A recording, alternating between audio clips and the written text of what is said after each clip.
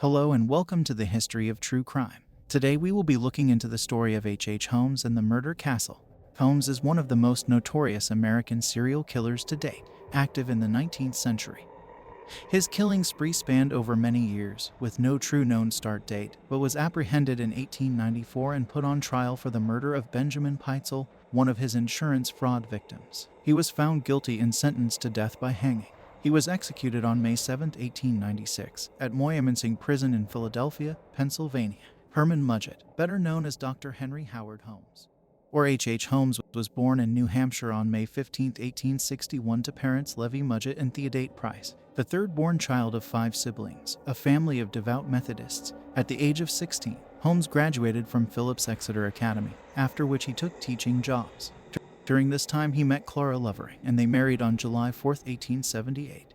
2 years later, in February of 1880, in New Hampshire, at the age of 18, Holmes enrolled in the University of Vermont in Burlington, during which he studied in the anatomy lab under Professor William Herdman. It is said that the two were involved in grave robbing to supply the lab with medical cadavers. In this time, Holmes apprenticed under Nahum White, an advocate of human dissection. Holmes became dissatisfied with the university and quit just a year later in 1882. After leaving university, the family relocated to Pennsylvania, where he began working at a drugstore, but left shortly after as a young boy died after taking medicine that had been purchased at the store. Holmes denied any involvement in the boy's death, and the family relocated again to Chicago, where he changed his name from Herman Mudgett to Henry Howard Holmes. In late 1886, Holmes met and married Meta Belknap, while still married to Clara. He filed for divorce, but the case was dismissed, thus never being finalized. Meta and Holmes had a daughter, Lucy, in 1889, and they lived in Illinois together, but Holmes spent most of his time in Chicago tending to business. In 1894, Holmes married again. Still legally married to both Clara and Meta, he and his new wife Georgiana yoke-tied the knot on January 17th in Colorado. After his arrival in Chicago, Holmes began working in another drugstore, owned by Elizabeth Holton and her husband. Holmes was noted to be a hardworking employee, and he later bought the store. In 1887, Holmes bought an empty lot across from the drugstore, and construction began on what would come to be known as the Murder Castle.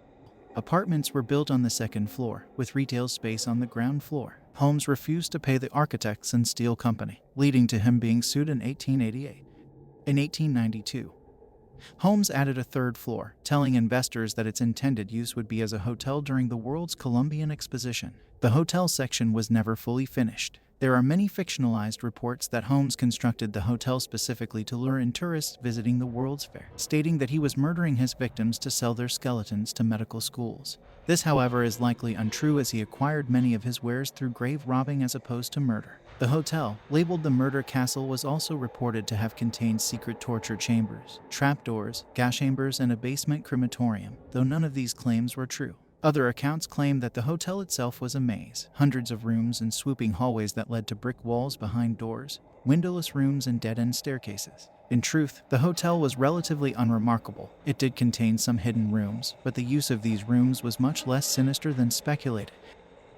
Shortly after Holmes' arrest, the hotel was set alight by an unknown arsonist. It was then rebuilt and used as a post office until 1938. As well as the Murder Castle, Holmes also owned a one-story factory that was claimed to be used for glass bending. However, it cannot be determined what the furnace within the building was used for. Of the many known victims of Holmes, the Pitezel murders were surely some of the most gruesome. Insurance companies were pressing for prosecution on believed arson, forcing Holmes to leave Chicago in 1894. He reappeared in Fort Worth, where he had inherited a property. He once again tried to build another incomplete structure without paying contractors. The building was never completed and did not become a site of any additional murders. In the July of 1894, Holmes was briefly jailed but promptly bailed out. During his time in jail, Holmes had concocted a plan to fake his own death, claiming $10,000 from an insurance company on doing so. Holmes was put in touch with Jephthah Howe, a lawyer he could trust, on the promise of a $500 commission for his aid. Holmes' plan failed as the insurance company became suspicious. The claim was not pushed, and Holmes moved on to his next target, Pitezel. Pitezel had agreed with Holmes to fake his own death, allowing his wife to collect the insurance policy, which would then be split with Holmes and Howe. Pitezel would set himself up as B.F. Perry, an inventor. His body would be discovered, horribly disfigured due to a lab explosion. Holmes was supposed to find a suitable corpse to take the place of Pitezel, but instead he used chloroform to knock the man out and then set his body on fire using benzene. Holmes collected the insurance payout on the corpse and then turned his attention to Peitzel's wife, manipulating her into allowing 3 of her 5 children to remain in Holmes' custody. The eldest and youngest of the children remaining with Mrs. Peitzel. Alice, Nellie, and Howard were led across the states into Canada, Mrs. Peitzel to follow shortly behind, all led by Holmes himself. Holmes forced Alice and Nellie into a trunk, into which he drilled a hole, placed a hose through the gap, and attached a gas line to the other end of the hose. Locked inside the trunk, the girls died by asphyxiation and were later buried in the cellar of Holmes' Toronto house, 16 St. Vincent Street. In the chimney of the home, small bone fragments and teeth belonging to Howard Peitzel were found. The boy had been drugged, murdered, and dismembered in the home before being burned to hide the evidence. Holmes was arrested in Boston in November of 1894. He was arrested for the theft of a horse. However, the following 2 years would reveal the truth behind this man's crimes. Though many of the stories you may have heard about H.H. Holmes are untrue, this man is one of the first documented serial killers in America and committed some truly heinous acts against the people that he knew, and those that would stand in the way of his scandals and swindling. Attempts at fitting Holmes into the patterns of modern serial killers described him torturing animals and suffering abuse from the hands of a violent father. However, no evidence of this can be provided.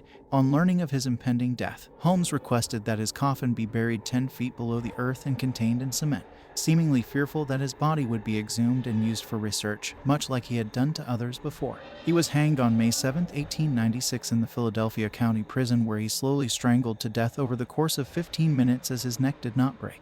The victims of Holmes are extensive. It is thought that the number of his victims is anywhere between 27 and 200 people.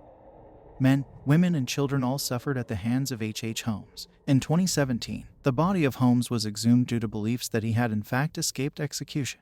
Due to the cement surrounding his coffin, Holmes was remarkably preserved, even his clothes almost perfectly preserved, and even his mustache remained intact. Holmes was identified by dental records and reburied. If you liked this video and want to find out more, click the link in the description to access our #1 source of information. Like and subscribe to be the first to see our next video. Do you have a story you would like to hear on our channel? Comment down below to hear your favorite true crime stories.